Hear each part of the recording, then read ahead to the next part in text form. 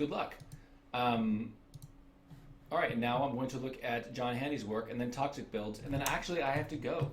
Um, it's Friday. I'm supposed to go meet some people for dinner at a place called Pak Pak Thai food. So then I have to go. So I'm going to be reviewing these people's work, and then that's a short day. Um, but I'll be working on. I might work tomorrow actually if anyone's around tomorrow. Well, these are multiple pictures. Okay, here we go. Um, this is great, man. This is really great. This is really great. Something you might want to think about that I find the most intriguing about uh, I'm gonna copy this over here to Photoshop. That I find intriguing about the idea of using of doing hard surface modeling and doing robots, um, and just to make sure. Oh yeah, John Handy is paying attention. Okay, good. Um, What happened, Comedy Inc? What you had a question? Was I gonna get back to it and then I skipped you? I'm sorry, buddy. I'm sorry. Um, so John Handy, are you there? Um, Something that has intrigued me a lot about doing hard surface modeling in general. Um, yeah, Foxy Grandpa, you can submit to me on Monday, man. It doesn't need to be on Friday. I just tend to focus it on Friday. Something that I like about um, hard poly and mechs in general is that you can use negative space a lot if you wanted. So if you wanted to make like a plate that kind of like came out of here, that like was like armored and then kind of like went up and around the joint, maybe bigger or something like that, but that left negative space in there, that would be really cool. I mean, you have some of it in here, but I think you could be doing things like taking this grate and lifting it a little higher up and then making it a little bigger. So I start to see that this is a thing that has been fused into many different pieces of metal, some of which, remember, metal doesn't come in giant metal thick bars. You don't make robots out of that. You make them out of like curved pieces or contoured cast shapes like a tank or something like that. So what does that mean is that you're going to have more hollow spaces in areas, and you can try to be subtractive, right? So for instance, this right now is one big. I'm like, wow, that piece of metal looks like it just was incredibly heavy. But if I saw more hollow in there, and I can see that this was like maybe it was like riveted along the sides, then I get the sense that that's not one giant half-ton piece of metal. It's a quarter-ton piece of metal, or multiple pieces of metal that have been fused together in different ways. Have them maybe come up to the wheels, have more striations in the wheels. I would expect to see grooves of moving pieces in there. But yeah, just remember that this is a not a solid thing, and so you could actually have, instead of this piece be like a brick, the big piece comes around here and then mainly hooks around the left side with this thing, and then on the right side it's much more bare bones, asymmetrical. I mean, right now they just look like kind of like bricks. Incidentally, I want to just back up 1 second and say this is already awesome, and you have a very strong handle on hard surface. So I'm just looking at it from like a not so much a technical perspective, because technically you're actually in many ways exactly where you want to be, but just from an artistic point of view. Areas of interest for me are like here, where I see this like one piece is very much inside of another piece. I want to see that more. I want to see this thing come out more, but also be a little smaller in there, And then I want to see that same thing happen with like this shape. I want to see that thing floating above the entire interior of the gun. Instead of a big connection here, I want to see it come up further and then connect in further. Little grommets, things like that are always fun. Since you've got a very much more practical-minded thing going on here. Things like this, those aren't rivets. You're not going to have rivets flush solid like that.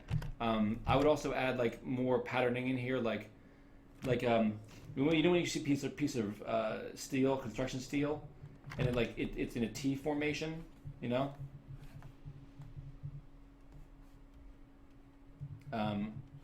Oops. I want to see like things like that kind of constructed in, you know, and then maybe make that, make that a plate or something like that, or and then in here, not, no, don't have it fit so tightly. Show me the part. Show me what's moving in here. Show me the moving pieces. It looks like it can rotate. Then give me a rounded platform or something like that. So give me some frame of how it can work there. And then with this in the back, you could do things like, I would push them out more. Be bolder. Right now you have a very strong single shape, but you can push them out and make them bolder, make them stick out more. Think of like the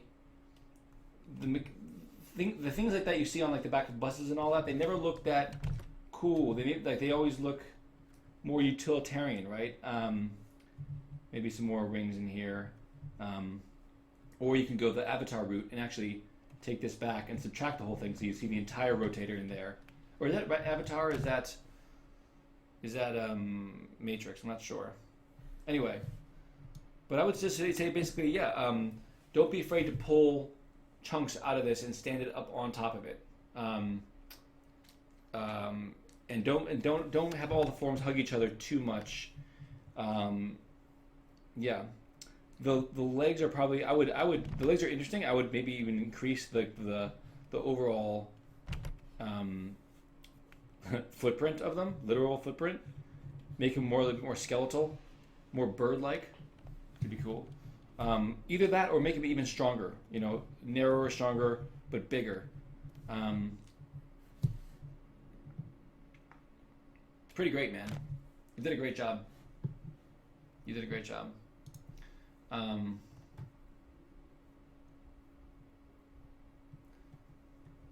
Well, no, it's not usually early day on Friday. Just today, it's an early day.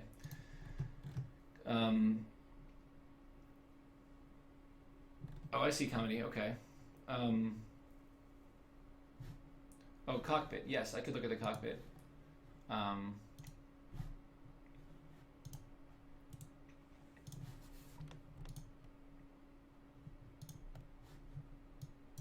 Well, this is what I love about this most, is that I feel the softness. I feel immediately what strikes me in this is the different treatments of the materials. It's the fact that you did that little touch, huge, really huge. I think these are probably too big for what human to hold. I would imagine they'd be smaller and contoured, right? So that's a big thing. Because again, you're going to have areas where the human's going to be, especially if he's that big. Every little piece is going to be like, there should be like lots of like littler, smaller pieces. Like the level of detail goes up dramatically. You have little grommets and little head tools and, whatever. You might have like little things on the wall, or at the very least, if this visor opens up, you're going to have like some kind of, like line work around wherever it's fusing, right? And it's probably going to go all the way down and be like molded. So it's actually like your level of detail in the cockpit area is going to jump up. As you go forward in this, I want you to think of Team Fortress, which does a great job of balancing large areas with nothing, right? And then having small detail in like very compacted areas in certain areas, and then open, but especially in an area like here, you're going to have just much more detail in general. So yes, sir. There you are, sir. Great job. Looks great.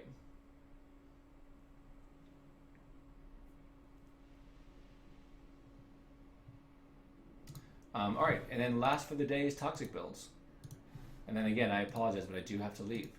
If you guys are just joining us and you don't know what's going on, this is Feedback Friday. And we're going to look at Feedback Friday all the time. And and you just included pictures of your puppy.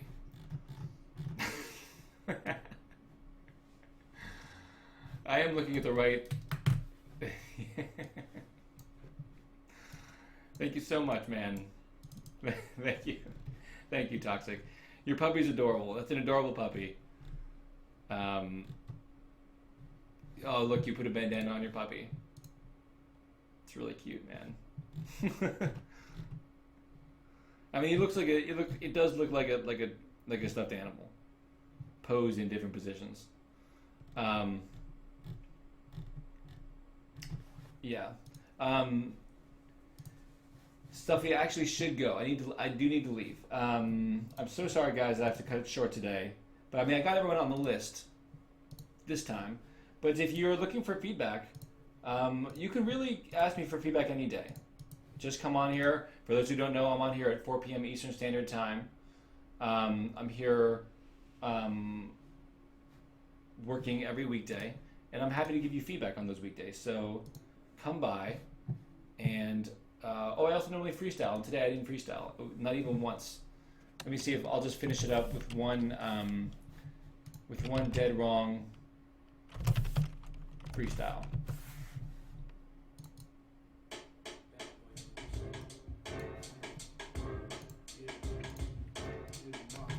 This one is dedicated to Brett Duville,